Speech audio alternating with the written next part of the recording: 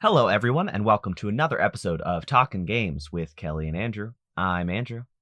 And I'm Kelly.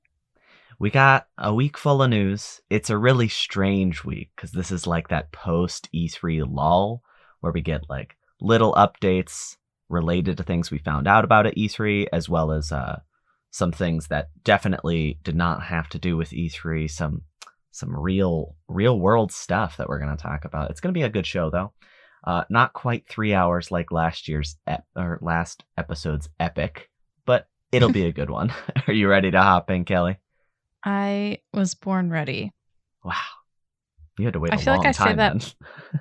I feel like I say that every week. I don't think you do because I just imagined that you've been waiting your entire life for Right. episode 6 of Talking Games with Kelly and Andrew.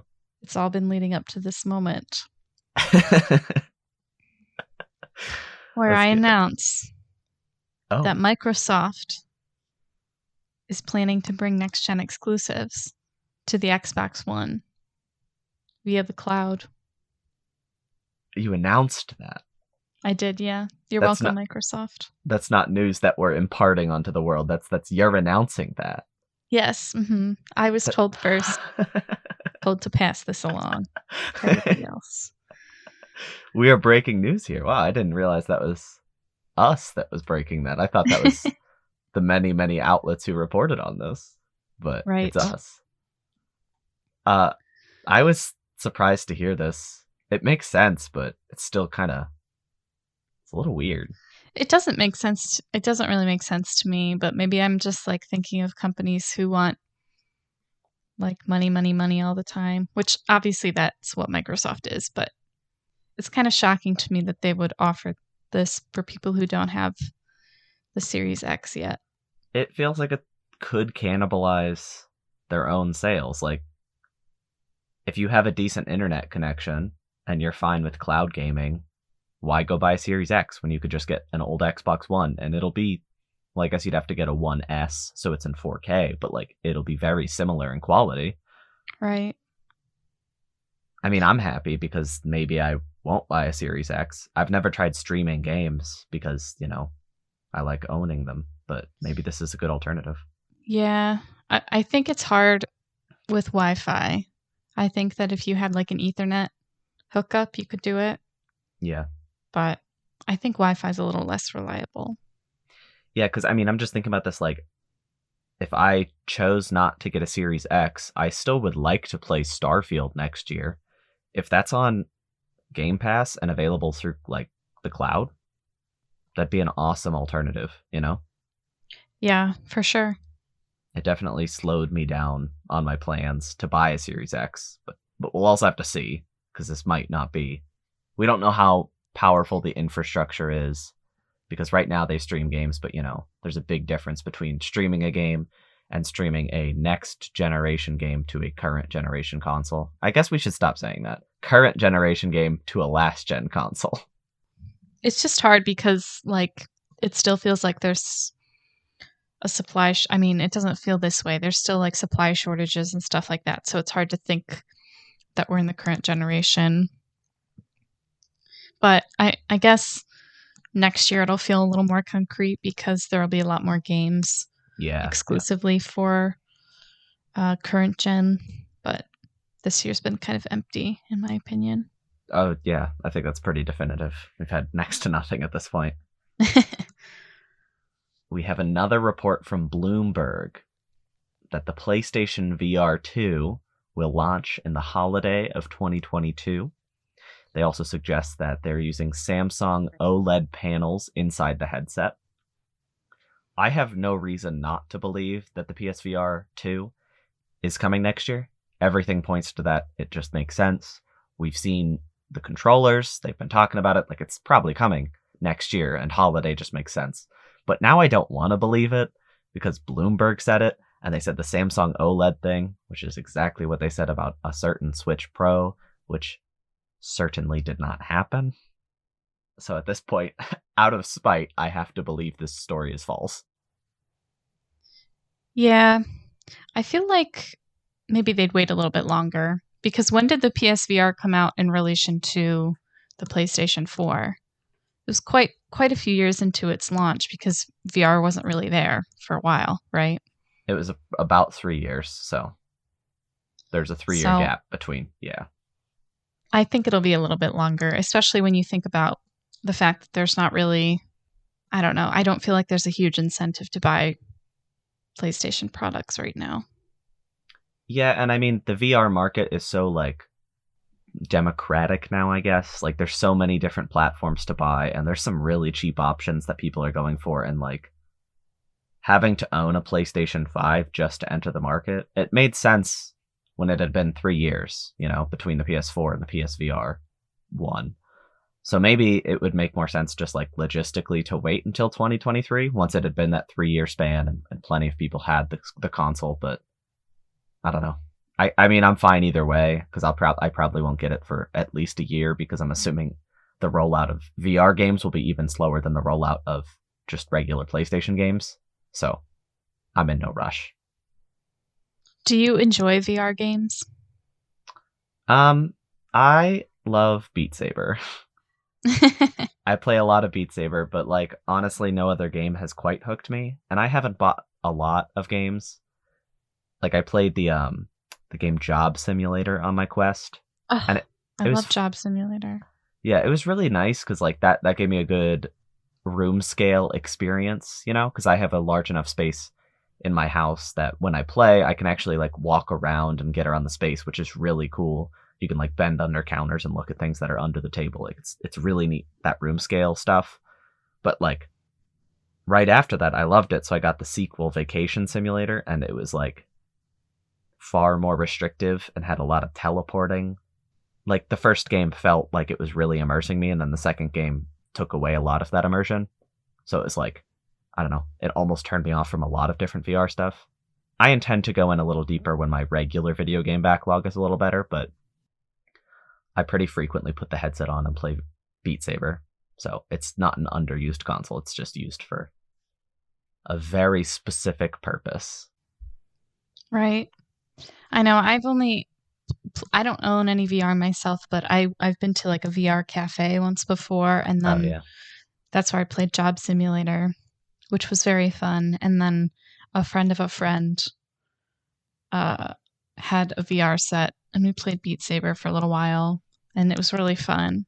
But it's hard. I don't know if it's just because it's something that I'm not used to, but I always struggle with the headset. It just feels really heavy on my head.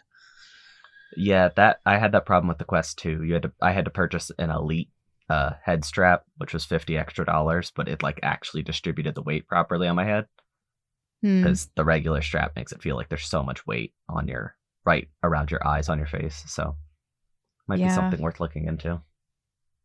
Right. You know what else is worth looking into? Wow. A That little was event. Uh-huh. A little event that's happening in about a month, almost a month. It'll be a month to when this episode comes out, yes. the 22nd. So at EA Play Live, there's rumors that a fan favorite, quote unquote, series will be revived. Um, so that could be a lot of things. People think it's going to be Dead Space. I think that's probably the most likely, and I think it won't be anything like, I think it'll be like a remaster or something like that. I don't think it'll be like a new game. Yeah, I hadn't thought about it, but that probably makes the most sense. People really liked the original Dead Space games. I don't really like them because I like the gore stuff. I was kind of like, all right, whatever. It's like scary, but it's like it's only scary because of the like jumping. I feel like the actual concepts are just kind of gross, which is how a lot of horror is. But that's fine. It's just not my thing. I don't know though. What are your thoughts? What do you think it's going to be? I mean, I was looking at their list of IPs, and like it's kind of the only one that sticks out to me that makes sense. And there was like a light tease from an executive that it was going to be spooky. So Mm-hmm. that really, really narrows the field of what it could be. And like there's certain series like Titanfall and like Mirror's Edge that could technically be it, but like those games aren't dead in my brain. Like Yeah, Dead Space 3 came out 2 generations ago, and that was the end of the series. right. Whereas Mirror's Edge and Titanfall both had generation games just this last generation. So I don't know. I think it's good to bring back like more single player experiences, but my trust for EA is it's not exactly powerful, so I'm gonna have to wait and see on this one for sure. Yeah. I think it'll be interesting to see what they do because if it is a new game, that would be really cool. But it's also like Dead Space 3 wasn't like the best received. So I Some don't really might know. say horribly received. Yeah. So I don't really know what that would mean for like a fourth game, if that is what they were going to do. But who knows? It might be something totally different. It might be them just saying something like wrong and weird To throw and us being off. like, "Oh, it was actually just Mass Effect." Even though it's not really dormant, because we literally had a teaser last year, but I don't know. I don't trust this executive talk or this like marketing talk. Yeah, no, I don't. Anything EA says, I take with an enormous grain of salt. Right. Cannot think of a clever transition for this one. I really like Sonic. I love Sonic, and I was trying to think of something about being fast or blue, and there's no relation whatsoever to what we just talked about. But there was some news related to the Sonic franchise.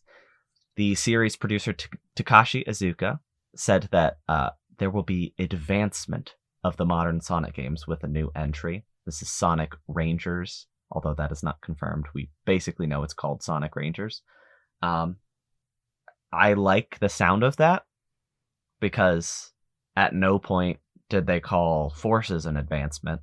They acknowledged that Forces was like, a classic, not classic Sonic, but like a very old-fashioned Sonic game, and they didn't claim that it was pushing anything forward. And honestly, I feel like the last time we would have heard anything about advancing this series would be like 2006 when we got that really, really good Sonic game that everybody loves. And Sonic 06, it's just you hear that and just legendary status comes to mind.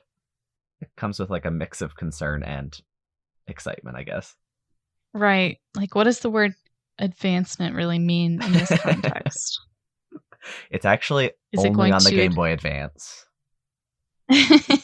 like is it going to advance some like element of like storytelling? Is it going to advance like some element of gameplay? Like what more can you do with Sonic gameplay? That's what I'd like to know.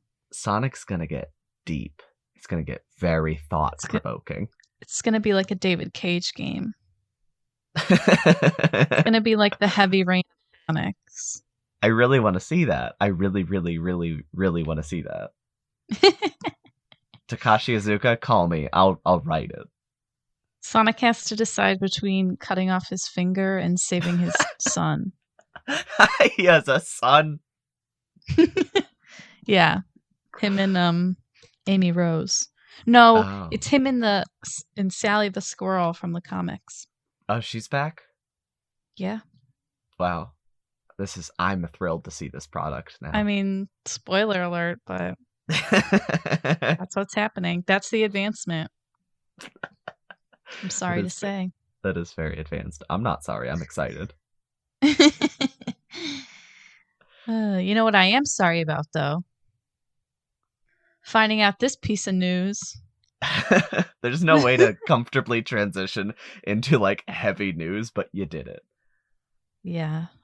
So the creator of Five Nights at Freddy's, I almost said Friday Night Funkin' because I've been seeing the NFNF and so the creator of Five Nights at Freddy's has retired from the franchise. Scott Cawthon, I think that's how you say his last name. Yeah. I just thought that he retired because he was like over it, but he made like guess 14 games in a year. Yeah, but I guess it's more like he was sort of like scooted in that direction because it was revealed through Open Secrets, I think that's what it's called, that he was donating to like Donald Trump and Mitch McConnell and like top GOP politicians. One thing I will say, not to be controversial, but I thought this was very funny. He, in his explanation, he was like, well, I'm very pro-life. I'm Christian. I'm like, for someone who's pro-life, you sure make a lot of games about kids dying I didn't getting even eaten think by about that. animatronics. That's not very pro-life of you. That was my first thought. That's a really good first thought to have on this.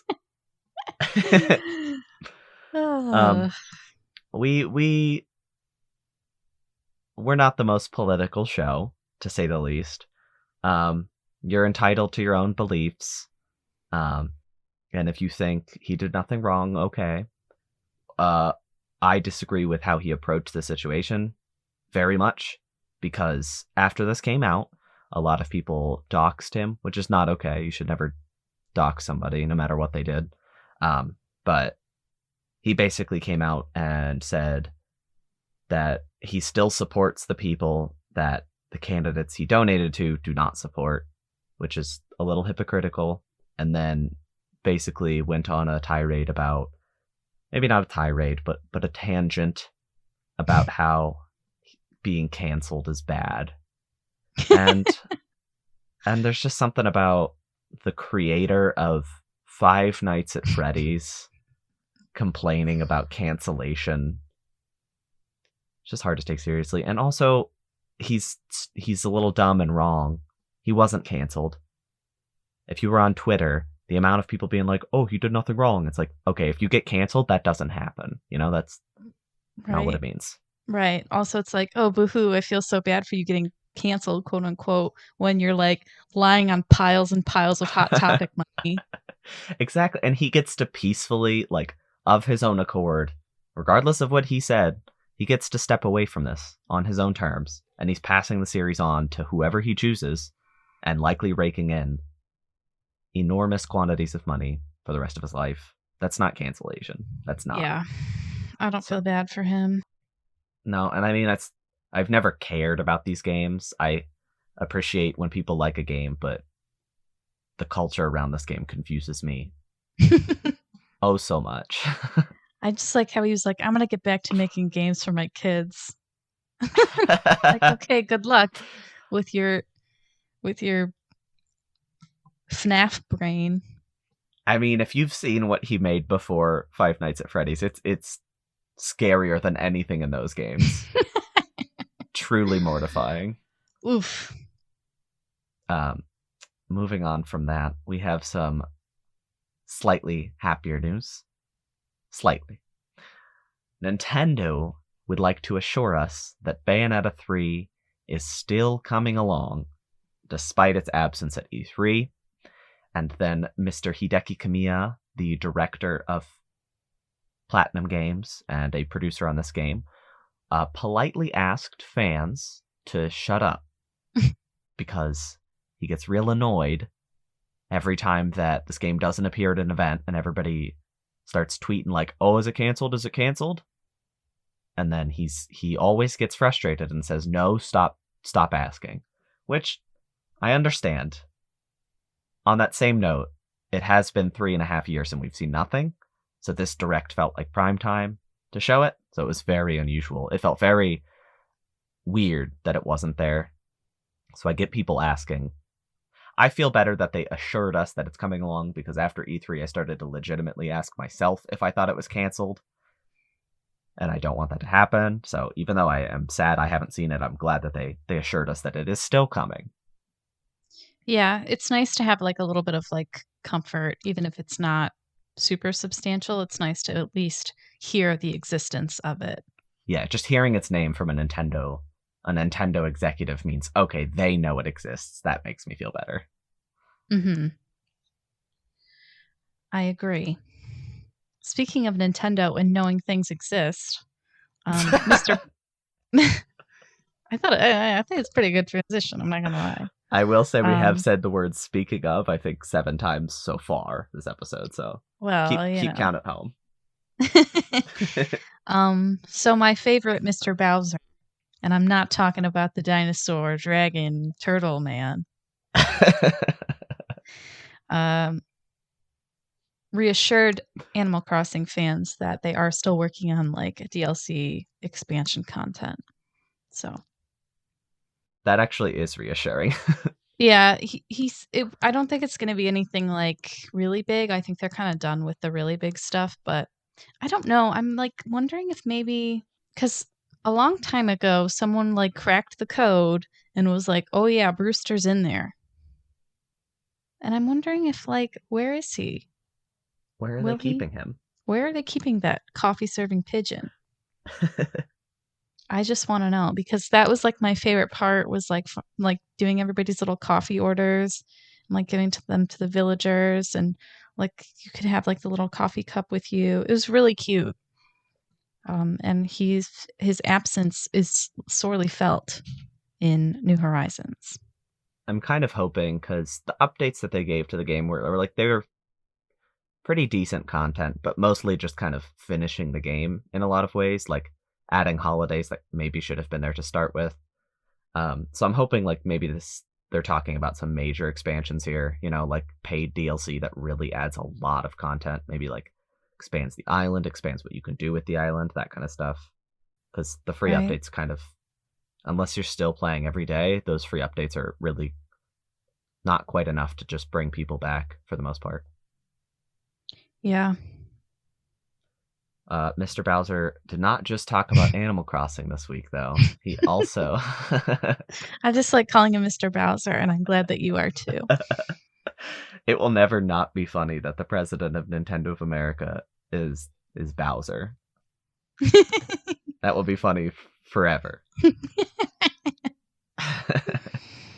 But during an interview, he was asked about the Switch Pro, which we've talked about a good few times on the show. We honestly expected. Would you agree that you expected to see this thing before E3 even rolled around? Yeah. So at this point, we're in a really weird spot where we don't really know what's going on, but somebody asked him in a Washington Post interview about the Switch Pro. Is it happening? What are you guys doing? And he gave a very long-winded shrug emoji, essentially, because he said, and I quote, "We are always looking at technology and how technology can enhance gameplay experiences. It's not technology for technology's sake." Reading that aloud, I realized that the word technology is in that too many times. But, it's a non-answer. I know he's not allowed to say what they're doing because he's not even like the president of main Nintendo, but I don't know. Give us I a feel bone. like I feel like didn't they like say something at the beginning of the direct about like working on the Switch's technology or something like that? There I were feel no. like they alluded to it during the direct as well, but maybe I'm like just confused. I think there were very loose allusions because there was no specific references to hardware, which they made very specific note not to mention hardware whatsoever. You know, Mm. it was, I don't know. We'll see. I would like a Switch Pro, but at this point, I'm so like jaded about waiting for this thing because we've known about it since like 2 years ago, probably. Because as soon as the Yeah. Switch Lite and Switch Pro rumors started going around, and then Switch Lite got announced and released, everybody's like, well, that means Switch Pro's on the way. And it feels like it's been like 2 years of that loop. And it seemed very set to happen finally this month. And this month is about to be over. So maybe not even this year. Maybe not ever. Honestly, maybe not even ever. Maybe they're just going to wait for the Switch 2. Yeah, who knows? I don't know. I feel like every console has a pro these days. I think it'll come out eventually. I just don't think it'll be as exciting as everybody like is sort of hyping it up to be. How can it be with this level of insane buildup? Yeah. It will disappoint inevitably. Right. What a nice transition. Were you trying really Another hard not game. to say speaking of? Yeah. Another game that had a lot of insane buildup and did not live up to expectations. Cyberpunk 2077 is back on the PlayStation Store. It still comes with a warning of severe performance issues. Here's my 2 cents. It also released there was also a patch. It was a really big patch. Like last week, around the same time, like right before they put it back on the PlayStation Store. Here's my 2 cents. I enjoyed Cyberpunk 2077 enough to play it through all the way twice. And I will say that the patches definitely help. They make it a better game. It was kind of like the same situation as like Mass Effect Andromeda when it first launched. It was like you were kind of like, "What am I playing?" But if you play the game now, it's a lot more like stable, and it's not buggy, and the game just looks and plays better. I feel like Cyberpunk's improvements are not necessarily going to be on that level. I think they're just going to be bug fixes until the first DLC, which is supposedly coming out later this year, but Really? it's almost, yeah. But it's, we're halfway through the year, so we'll see. I mean, I think we were supposed to have the next gen version of this game by now. Like, initial plan was to have it first half of 2021, and then they pushed it back all the way to the second half of 2021, which, in game terms, 6 months doesn't sound like a lot, but for an update to a game, that's a long time. And that's honestly what's keeping me away. Like, I've been waiting for that next gen version to get announced, and it's been so long now that I'm just like, maybe I'll just make that higher up on the backlog if it's going to be that long. Yeah, I will say, like after that first patch, a lot of like the stability, like if you play it on the PS5, a lot of the stability issues are not there anymore. Like it doesn't crash half as much as it did. And I mean, I first played it on the PlayStation on a 2016 PlayStation 4, so I know all about what Cyberpunk looks like when it's not playing the way it should. I think the issue with it being removed from the store wasn't necessarily about performance, because the PlayStation Store has awful games on it all the time. Yeah, it's just mainstream. Right. And I also think it had to do with like CD Projekt Red being like, yeah, we'll give you a refund. And Sony being like, whoa, hold on a minute. Wait a minute. We don't do that. So they had to like, I think there was just a lot of like financial issues and stuff like that. So yeah, this whole situation has never stopped being a mess, honestly. I don't think. It's sad. It's too late for them to recover that goodwill with this game. I think their only hope now is to make a good next game, like a really, really good next game.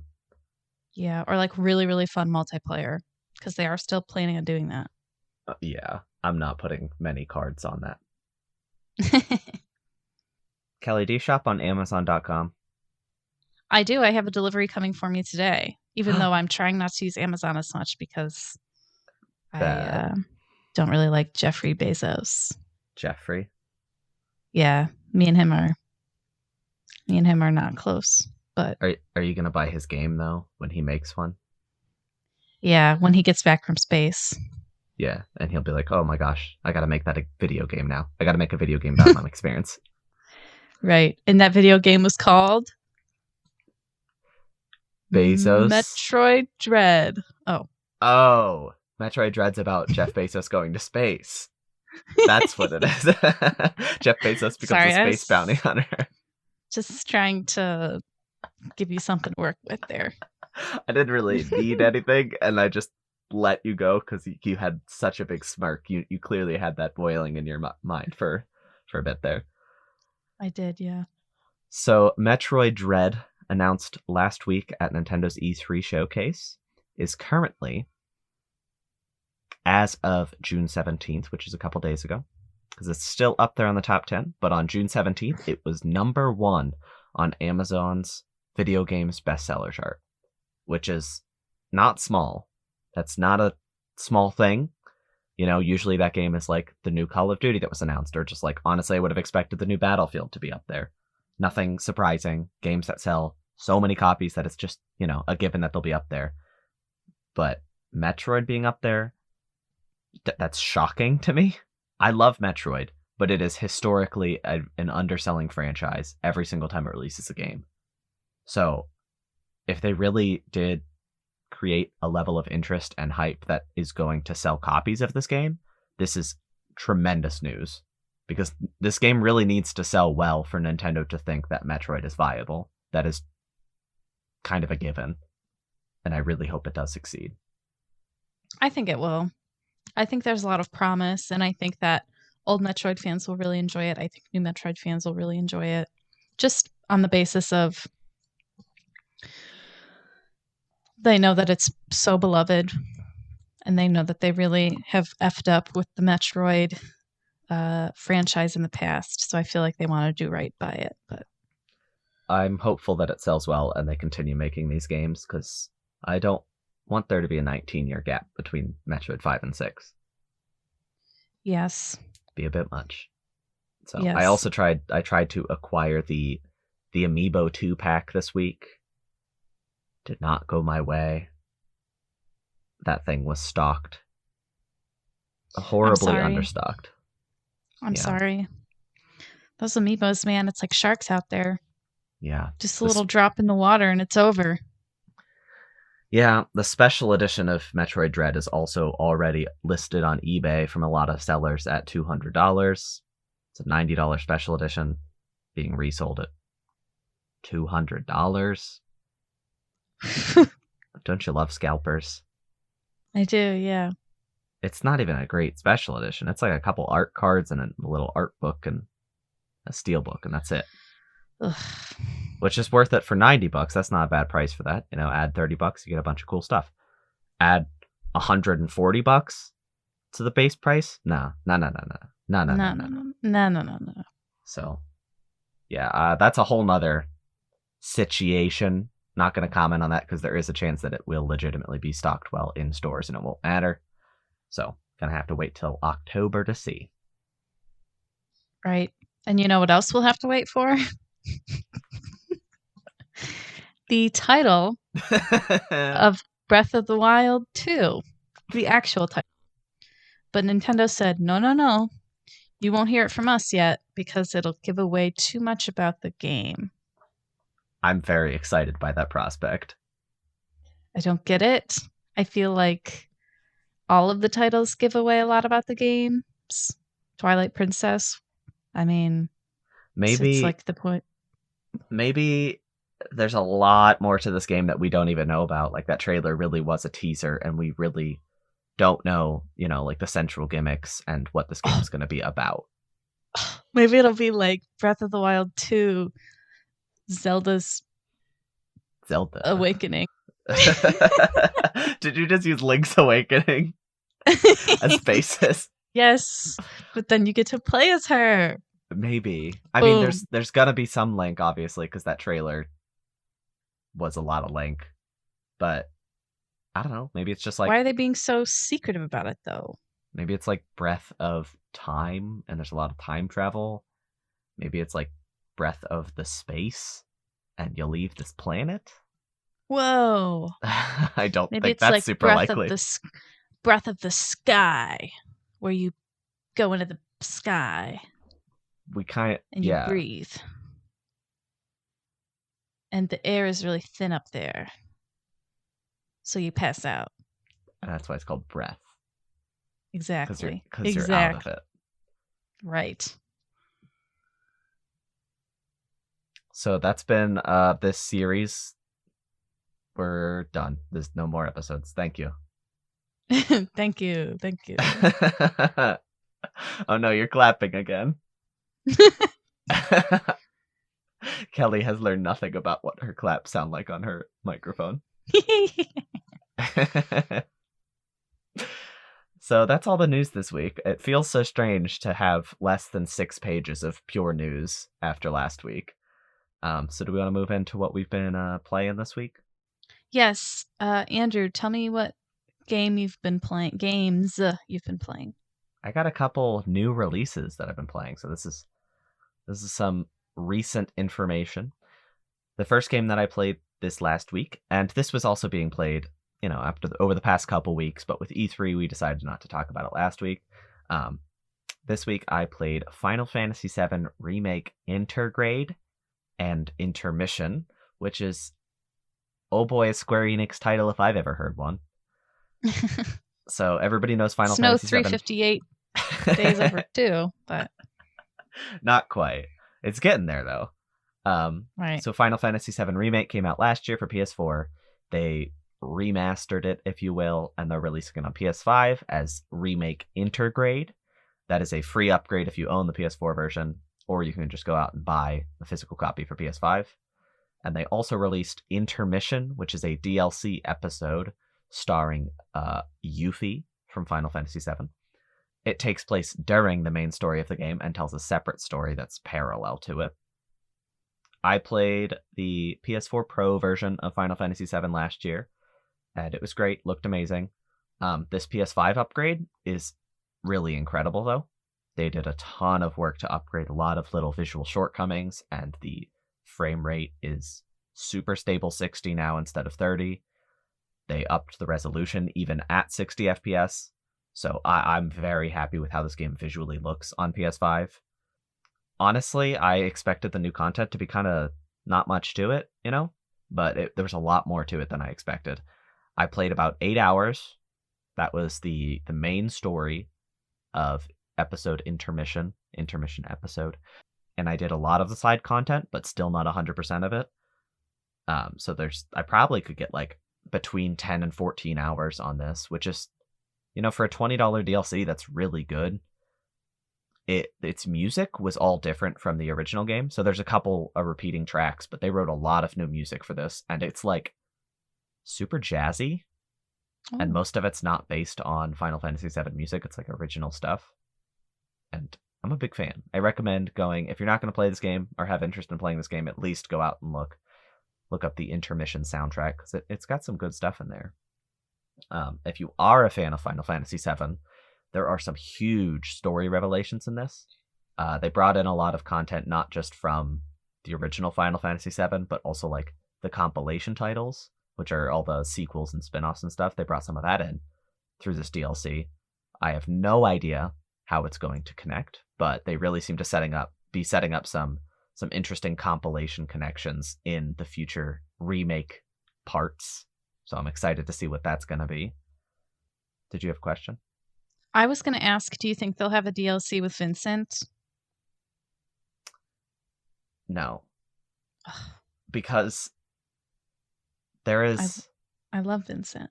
There was a lot of Dirge of Cerberus content in this DLC, which is Vincent's PlayStation 2 video game. Right.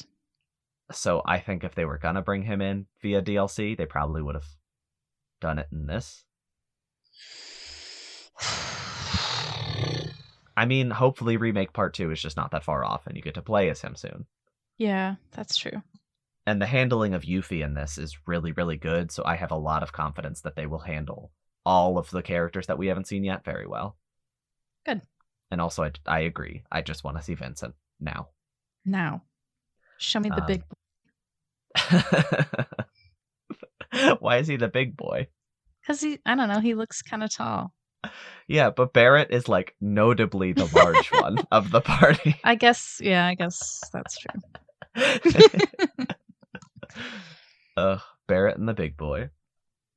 But this DLC also expanded upon the plot of the main game a little bit, so I'm not going to spoil anything, but the end of this DLC very much explained to me why there was no Part 2 trailer at E3. It felt kind of like the end of this DLC was a trailer for Part 2, so that's another thing. If you don't own a PS5 and are interested, probably go watch these cutscenes at least, because there's some real good setup for the next entry. So Andrew, what else have you been playing? I've also been playing Ratchet and Clank Rift Apart, the PlayStation 5 exclusive sequel to the Ratchet and Clank franchise. I would say this is the first truly next generation or this generation game that I have played. It's a little sad that it's June of 2021 and I am just now playing what I would consider to be the truly first next generation game. I've had my PS5 for 7 months. I've played a lot of PS4 games on it. This is basically the first one that I think has been a PlayStation 5 game, Mm-hmm. It's visually just super stunning.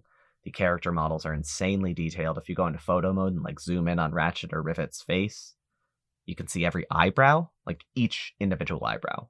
It's nuts. The ray tracing is really nice in this. There is an option to play at 60 FPS with ray tracing at a lower resolution. That's my recommendation if you're going to play this game, because the ray tracing is very nice. There's a lot of beautiful reflections and stuff, but the high frame rate is also very nice. So it's nice that they offered an option to have both. That is nice. The cutscenes are like gorgeously animated. If you've seen the 2016 film, which if you have not, don't watch that movie. But that movie was well animated at the very least, and this game is very much on par with that movie.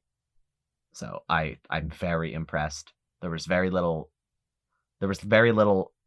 of two characters standing next to each other talking, and they just keep cutting back and forth and they're not moving at all, which was a big problem with the last entry. This game actually, all the cutscenes are very well animated, even the lower stakes ones. This gameplay formula is not that different from previous Ratchet games. It's not a bad thing though. But there are a lot more open spaces. It's like not open world, but you go to a bunch of different worlds and they have giant open spaces for you to explore and find a bunch of secrets. The characters are really well written. The new members of the cast were all very charming, and they developed very nicely throughout the story. There's a lot of parallel characters because the whole plot of the game is about basically being in an alternate dimension, and there's a lot of alternate versions of characters that, we've known from the series. Ratchet and Rivet are alternate versions of each other, and then there's a bunch of alternate versions of other side characters. The story was like a balance of some heavy stuff and then a lot of lighthearted stuff. But it didn't the lighthearted stuff felt genuine and heartfelt versus the last game, which fell into annoying jokey territory very frequently, which, to be fair to Insomniac, it's because it was directly based on a film that was very bad and jokey and didn't have any interesting plot elements, essentially. But the gameplay was super fast-paced in this one. They added a dodge, so it's like a phase dodge where you can slide across. Yeah, it's very, very fast, and it adds a lot of variety to the movement and stuff during combat. As usual, wouldn't be a Ratchet game without an enormous variety of guns, which very much enhances the game. You're very encouraged to try different guns because they all have their own leveling. So you want to level up all the guns if you can, and that forced me to change how I play pretty consistently throughout the game, because I found a couple ways that worked really well, but I didn't want to stick to those because I wanted to level up all my guns, and that really allowed me to explore the game very thoroughly. Mm-hmm. They add some fun traversal mechanics later in the game, which I won't spoil, but they make getting around a lot more fun. I played this game 13 hours. I finished the story in about 11 or 12, and then very quickly cleaned up some side content so that I could get the platinum trophy. But I also didn't do everything. I could have continued playing this game probably twice as long so that I could play through challenge mode, upgrade all my weapons, buy all the enhanced weapons, but I decided that I was happy with where I left it. There's definitely an argument to be had that a game that costs $70 maybe should be a little longer than 10-ish hours. I like brief games. I like games to, come and go quickly so that I don't get tired of them, but for $70, this is just going to be the problem with this generation. $70 just sounds real steep. Yeah. One problem that it did really carry over from the 2016 remake of the first game was that people never shut up in this game. So no matter what you're doing, characters are always talking to you and talking over each other and saying something at all times, which can get very frustrating when you're just trying to play and have fun and you don't want to try to listen to every line that they're saying.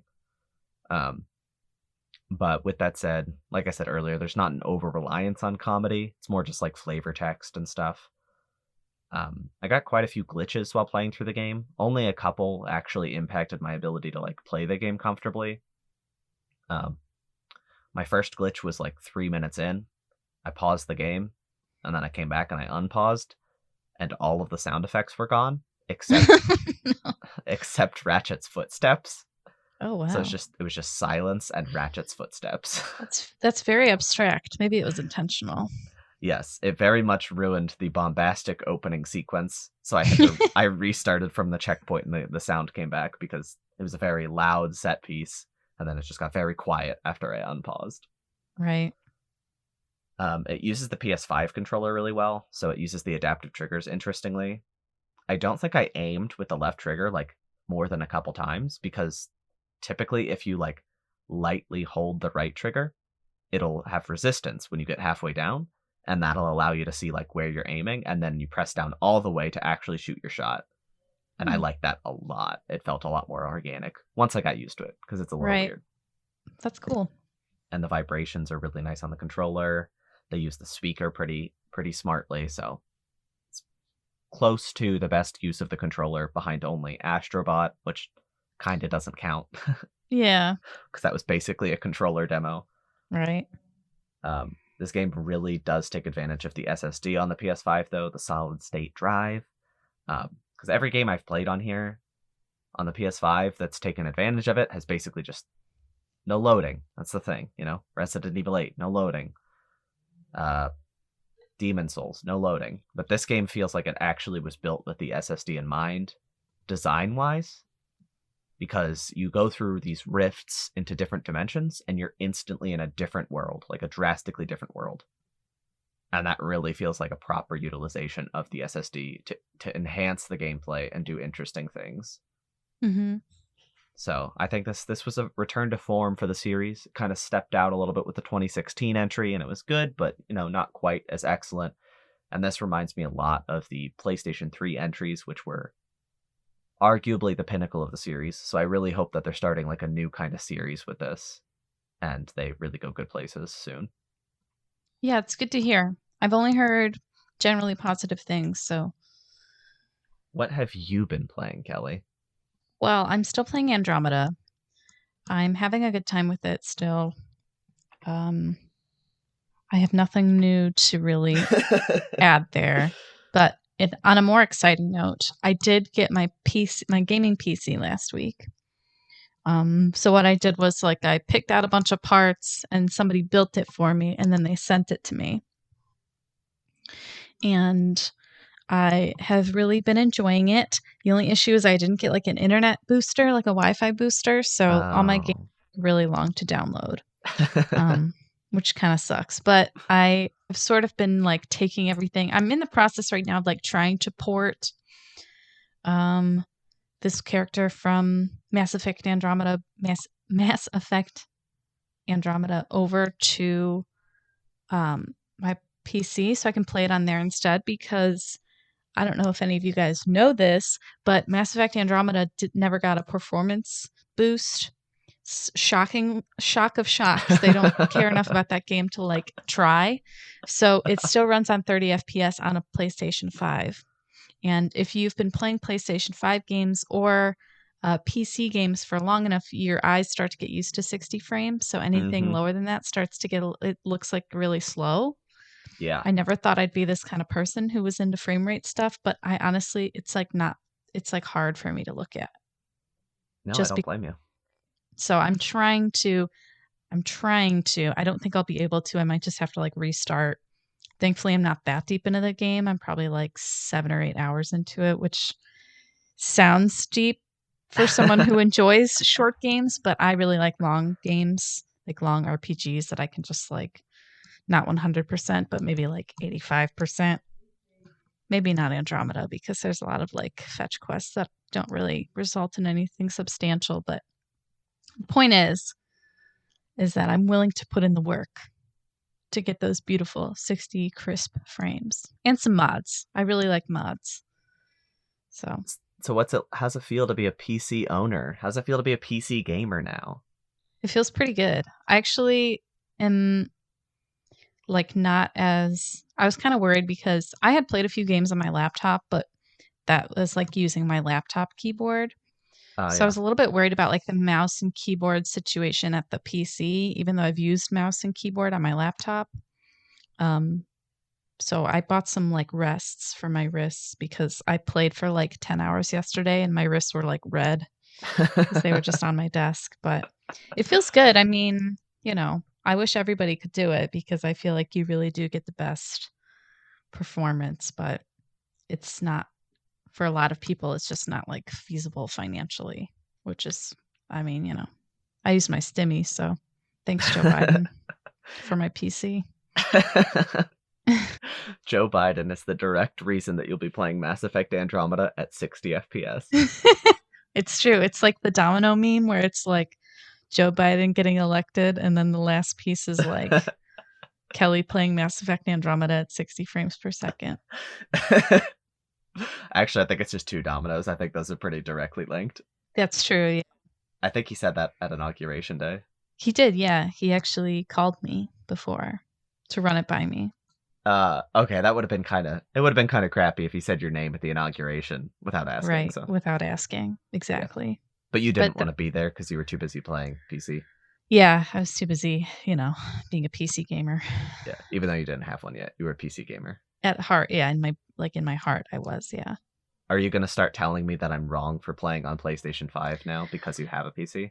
No, because you know what? I'm still really attached to my PlayStation, and I'm not going to treat it like a brick or anything like that. It still has a lot of utility, especially because I don't want to overdo it with the PC, overdo it with storage.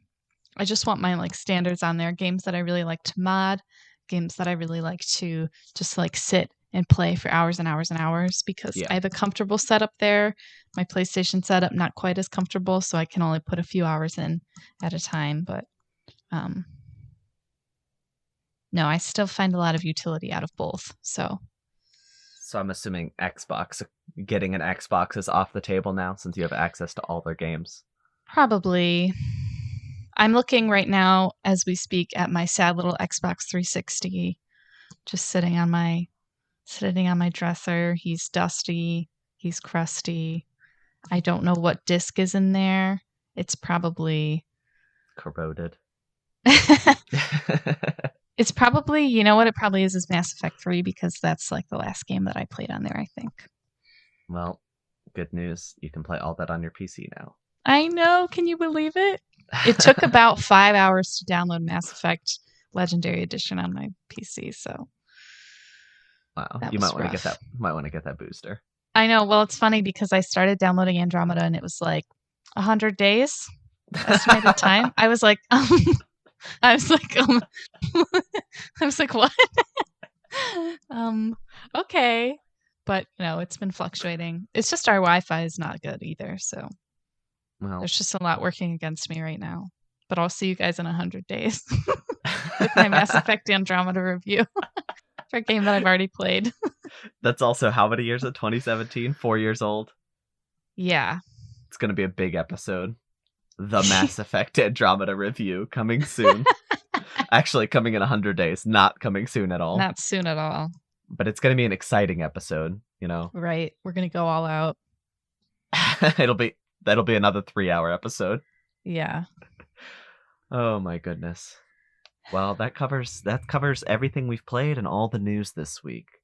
How you feeling week after E3? You getting any blues or you getting excited for what's to come? I'm kind of getting the blues because I feel like a lot of what was announced is 2022. So I'm feeling a little blue right now because I'm like, what do I do? I'm just sort of going through my standards, which are games that I play. I'll play the game and then I'll be done with the game and then I'll just restart the game again. I'm crazy. Yeah, I mean, Nintendo set us up for a pretty good rest of this year, but Microsoft did not. It was mostly next year, and we don't even know what PlayStation's doing. So yeah, I'm kind of in the same boat. I mean, I'm excited for that Nintendo stuff, and I'm excited for whatever PlayStation might have that we just don't know about yet. But yeah, I'm excited for EA Play Live. Yeah, but that's not that far away. Just in case I see it. You know what game I'm talking about. I don't think I've mentioned it yet this episode. So. You haven't? No, go for it. I'm hoping that we'll see Dragon Age at EA Play Live. Wow. And there's my mention for the week. I mean, let's be fair. You probably hope to see Dragon Age every day, regardless of what you're watching. It's true. You could be do. watching like an episode of Grey's Anatomy, and you're just like, "Geez, I really hope she comes out."